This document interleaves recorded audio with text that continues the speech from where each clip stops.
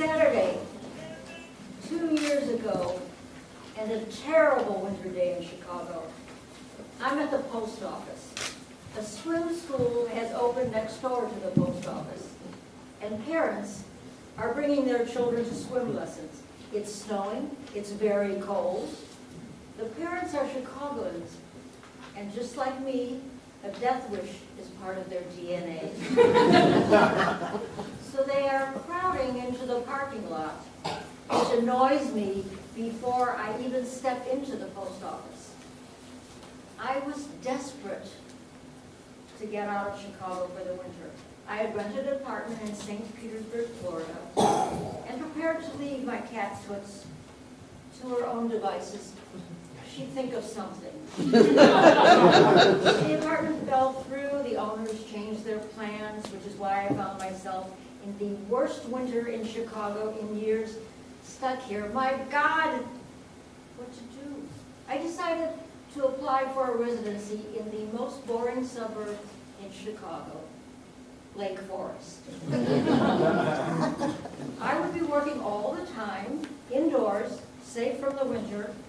I made my modest accommodation needs known. I had been there before. And after dinner, no matter what the season, it is always pitch dark. I wrote, I will come anytime in January or February, but I must have the Chandler room off the kitchen so that I can have dinner and socialize and then go back to my room and never have to leave the building.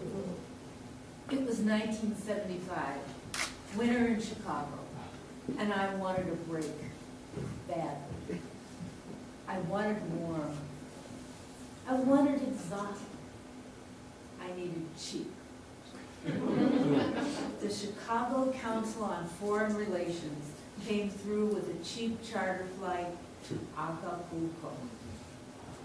And my friend Barbara and I jumped on it. But where could we afford to stay once we got there? A friend of Bobby's had the answer. The Luna Del Mar, he said. It's way cheaper than the big hotels. I was quite clear about what I wanted, which was the Chandler room in the same building as the dining room. I did not want to leave the building after dinner to walk to the beautiful studio, which is down the path. I would be all alone, stumbling in the deep prairie dark. I could die on that path. No, really. Everyone goes to their room or studio after dinner to work. No one comes out, and my frozen body would be found the next morning. As we debarked from the plane, my first thought was, it's warm. My second thought was, I'm in a foreign country. I can't speak the language. I'm a sheep for the shearing, chicken for the plucking. Tense with paranoia, I followed Bobby onto the shuttle bus that went to the hotels. It rolled past beach hotels, shedding passengers. It climbed up to the cliff hotels with panoramic views of Acapulco Bay, dropping off more passengers. Indeed, all of the passengers, except for Bobby and me.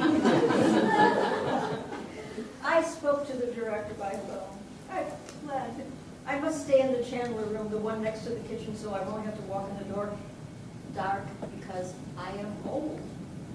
But when I arrive at the residence, I find that I am not assigned to the studio I requested, but the dreaded one down the prairie path. I approached the woman in my studio about moving. Oddly enough, she refuses. The road dropped down again, and the bus stopped in front of our hotel. We knew it was our hotel because on a large front window, an unsteady hand had painted in white a crescent moon and the words, Luna Del Mar. We'd like your cheapest room, I said to the clerk on duty. Surprisingly, the room was shabby and depressing. So was the next one. The third room was larger. In fact, it had 3 beds, It looked as if we had reached the acme of the Luna Del Mar's accommodations. We took it, fished our bathing suits out of our suitcases, changed out of our street clothes, and ran across the street to the beach. Back in our room at bedtime, we looked at the flimsy lock on our door. That night, and every succeeding night, we dragged the bureau in front of it. We are served dinner every night by a woman in white who stands in front of the buffet and explains each dish and how none of them are made with gluten or peanuts. And I'm already irritated. I have no allergies. And when I was young, nobody else did. And if they did, they stayed home. After dinner is dark, the kind of dark that drove the pioneer families indoors at 5. Because it is winter, the menace of black ice is added to the danger of the dark. The woman in the chamber, Kathy, lends me her ice bowl. Damn right, she owes me. She should carry me to my studio. I've never skied, and the poles make things worse. Halfway down the path, I fling them into the deep snow where they stay until spring. On day 2, the defect of our plan came home to us. Being warm is wonderful. Going to the beach is wonderful. But you get used to it. And we had no money to go anywhere or do anything. There was a bar in the Luna's courtyard, but no one was there except the bartender. On day 2, we did meet one other hotel guest. I am Julio Cesar, impresario, he said. He told us he booked acts into the Acapulco clubs. He showed us what at first looked like a child's action toy, but when he pulled the string, a naked man entered a naked woman from behind. We smiled politely. And he offered to take us to nightclubs. Warily, we made excuses. We checked the bar that evening. It was empty. That night, it snows, and then it rains, and the studio develops a large leak, and Kathy, who stole my room, ends up exiled to a tiny studio, small and claustrophobic. She moves everything, resembling a small pack animal. To make matters worse, she's told the next day that the small studio is promised to others, and she has to leave. Somebody up there believes in payback. We know that from the Bible, but I am happy to have it confirmed. Day 3. Bobby ran upstairs at lunchtime with news. She had met a couple of Canadian hockey players who were being comped at the big hotel on the beach. They want to take us driving in the hills, she said excitedly. This did not sound to me like much of a step up from Julio Cesar Impresario's offer. But I walked over to meet them. It turned out that I didn't look any better to them than they sounded to me. They shoveled us off to swim in their hotel's beautiful ribbon pool, landscaped with lush tropical plants to look like a natural water feature. It still stands out as the best brush off I ever got. That evening, the Luna's bar was still empty, and Bobby was starting to get cranky.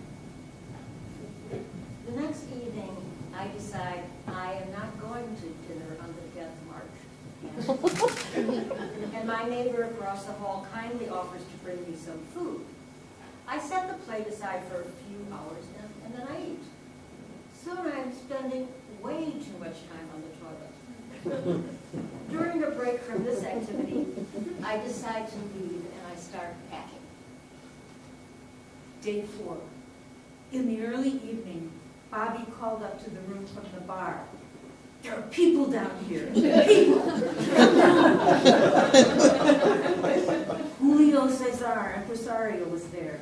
sitting at a table with a young Brit who looked like a cross between Roger Daltrey and Peter Frampton, only more so. His eyes were big and blue and innocent. His golden hair cascaded in curls around his face. He'd been staying with a local family until his stomach rebelled. Now he was staying at the Luna Del Mar. At a lull in the conversation, he nodded over toward the long bar. Look at those Germans. They don't laugh, they don't talk. They just sit there and drink. The Germans were occupying most of the bar stools, and they did look a little morose. After just one daiquiri, I was quite cheery.